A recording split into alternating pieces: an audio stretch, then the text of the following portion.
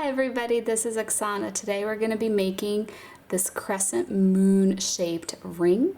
So if you want to see how to make this, just keep watching. For our wire, we're going to be using 20 gauge square dead soft copper and 24 gauge half round dead soft copper, and these spools of wire that I have here are from riogrande.com. For tools, you're going to need wire cutters. These are the Swanstrom brand, and then you're going to need regular pliers as well as round nose pliers. My regular pliers are the Lindstrom RX 7890, and my round nose pliers are the Lindstrom RX 7590. We are going to start with 2 pieces of that 20 gauge wire, and mine measure about 11 inches long. We are going to have some excess. One of the wires can technically be shorter, but I think especially if you're making this for the first time, it's easier just to have them be the same. My stone is this little crescent moon shaped moonstone, and it measures about, it's kind of hard to measure it, maybe like 17 millimeters or so. It's kind of rounded on all sides here, so it's not quite a cabochon, but you could do this with a cabochon as well. So for the ring size, you just want to take a little end of your half round wire, or you can use a scrap wire as well, and you want to do half a size bigger. So say I want to do ring size 7, I'm going to do 7.5 for this. And I'm gonna go ahead and bend that wire all around, and then when it almost reaches, there's just a little gap there, I'm gonna put a bend in it like this. Oops, it got undone, but basically it kind of looks like this. So that's the length that I'll need. All right, so straighten that out, and this is the length that we will need for our ring band. And the reason we sized up to 7.5 is because when we attach the stone, it kind of makes things a little bit smaller, and in my experience, it makes it about half a size smaller. So if I aim for 7.5, I'll end up with a size 7 in the end. You want to take your 2 wires and you want to hold them in the middle, and then you want to take this little measurement that we just made, and you want to center that in the middle as well. And then you want to take something like a Sharpie, and you want to mark the beginning and the end here. Alright, and now that you have the beginning and the end marked, this is the portion that we're going to wrap our half round wire around. So I'm going to start here. I'm going to go ahead and leave myself a nice little tail end here. And I'm going to wrap this around just a few times like this, kind of right at that mark. And once I have that connected and I have my little tail end, which we're going to use later, I'm just going to flip that over going the other way. Let me try to get those little wraps closer together. There we go.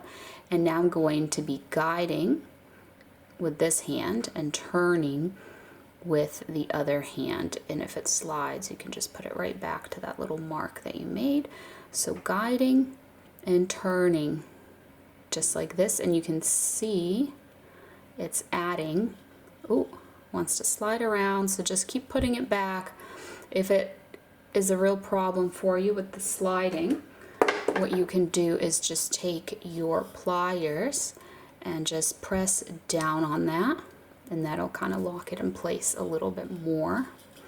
So I'm just going to keep turning and wrapping this until I get all the way to, where's my other green mark? To my, over here, to my other green mark right here.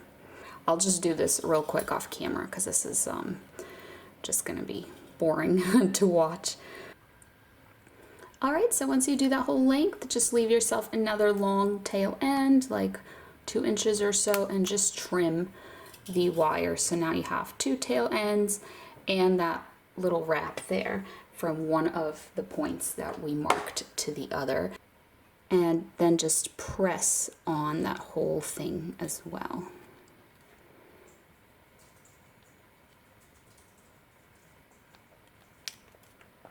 So now we're going to take these wires and we're going to separate them by having one go on each side like this, and you want it to just go straight across like that.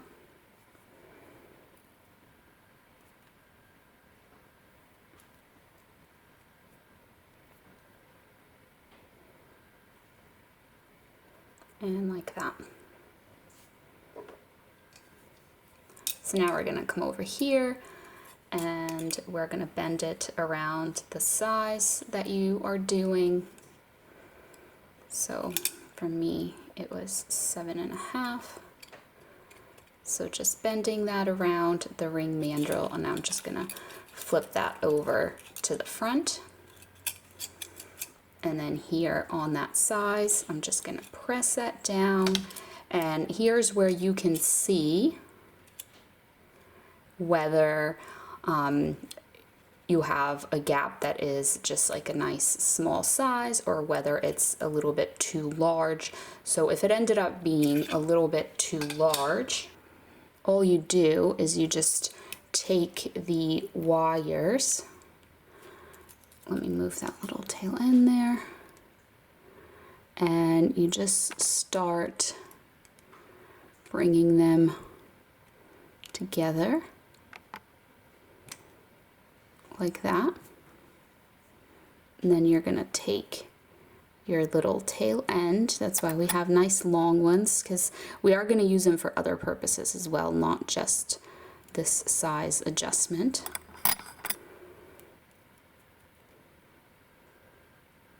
So I'm just wrapping that around a few times, making my band a little bigger just so that gap is not huge. Pressing down on that, and now putting these wires back how they were, like this. And now when I take my ring mandrel and I slide it down here to 7.5, here's my nice little gap here that's not, you know, super gigantic. And then what I'm gonna do is bring 2 of these wires together like this. You can use your pliers to kind of do that for you, but I want them to touch, just 2 of them. You don't have to worry about the other side there. All right, so just like this, and then obviously they move once you take it off of the ring mandrel, but we're going to take this little wire end. It's going just under here, so I'm going to put them back so they're touching, and I'm going to use this little wire end here to wrap around 4.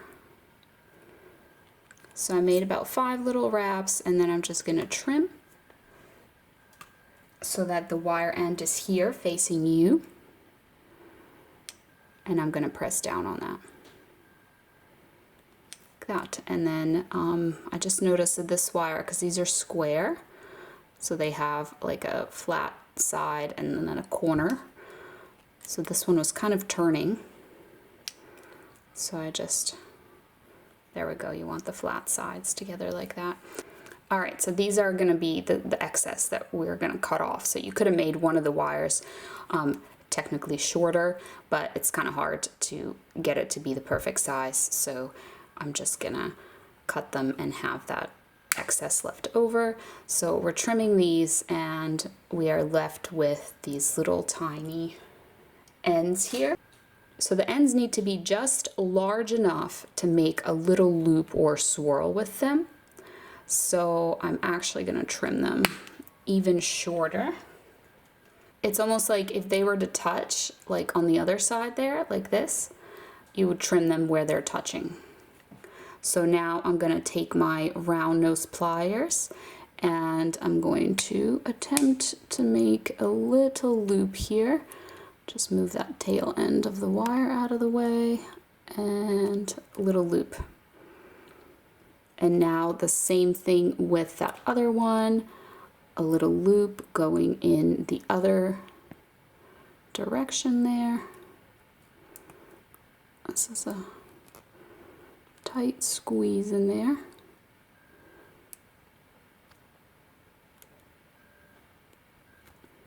There we go. So once you're done with those, just press down on them. Make sure that they're nice and flat, like this. And now we're going to take this little tail end, and I'm just going to follow the direction in which it's going. So it's kind of going this way. You basically just want to wrap it through the loops. So I'm putting it through that second loop, and then I'm going to put it through this loop.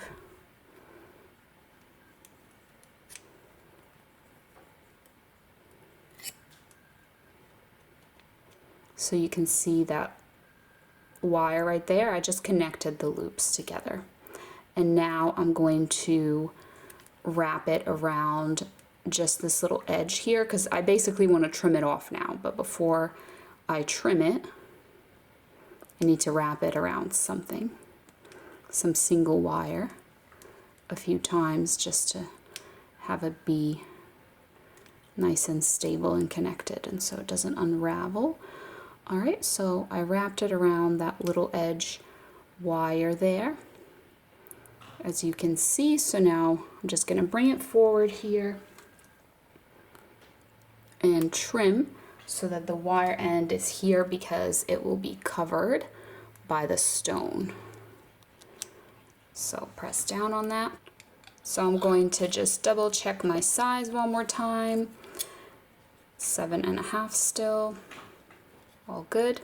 So what we're going to do now is we are going to take this little wrap here, this one right there, and just grab it with your pliers and bend it up.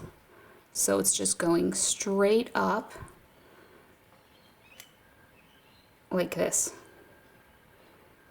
And now we're going to take our stone and we are going to put it this way, so that like curved part of the moon that goes in, the indented part, is up against here. Not the other way around. It will not work the other way around. So now we're going to take these wires and we are going to push them down like this, and we are going to separate them. So one going down and one going up. And it's really important because with the moon shape, if you have them going straight across here, the moon can pop out. So you want to lock in kind of the smaller little corners of the moon here. So you need to kind of spread this wide to truly trap in your moon. Okay, so I'm just pushing them down. It's still not locked in, so be careful. And what we're gonna do now is take this wire, put it through the ring band like this. Let's do that on the other side as well. So just through the ring band. Now we want to make sure that it looks nice and centered here, like the wires are spread out evenly. Now we're going to take the wire here. I like to grab it with my pliers because I want this to be nice and tight, and sometimes it's easier to grab it and pull it with your pliers. So this will lock the wire in place. So same thing here. I'm going to grab and kind of pull tightly with my pliers to get a nice tight wrap. to make sure that my moon isn't moving around and isn't wobbly at all, like this. All right, so now we're gonna put this through the ring band one more time and then just bring it across like this. Press down on it so it's like 2 wraps here, and same thing here, pushing that through the ring band and just pushing it down so you have that second little wrap. And now we are going to be using our round nose pliers to make a little swirl. So trim it, leave yourself a little end so you can make a swirl. However big you want your swirl, you want it to be a little bigger, leave the wire end a little longer. I just realized that I cut this one a little bit shorter than the other one, so I'm just gonna try to make them nice and even.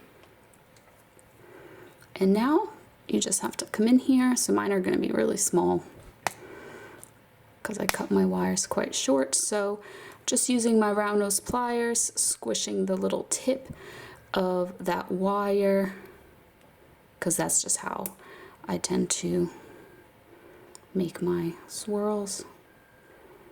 And now just curving it all the way and press down on that. Press down on it very well so it isn't sticking up. It's not going to get caught on anything. And same thing here. Just going to smush that and curve it.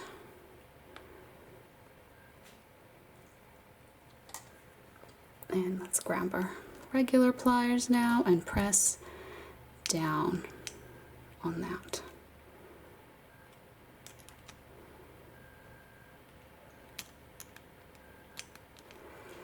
Alrighty, so let's check our ring size.